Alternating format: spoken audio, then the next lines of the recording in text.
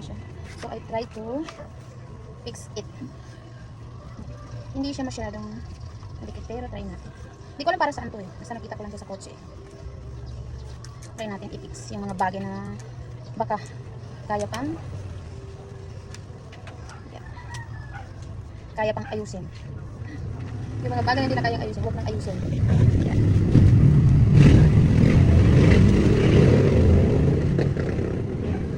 Ayan to. Tapos lagyan ko lang ng bakal dito para tapos hanggang dito. So dito natin ito. Ayan. Matibay na siya ulit. So makapal siya. Ayan. Hanggang dito yung nilagay. Kapal na siya.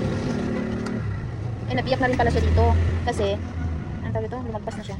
So kailangan na talaga siyang palitan. So since kuripot tayo or alam mo yun, hindi tayo kuripot. Practical pala. So ganyan natin. Meron naman dito na hindi natin. Sa'yo? Soap ice magkano? 5,000 pesos. Yun, alam ko na electrical tape pala. So yung dito nagamit dito. Electrical tape na.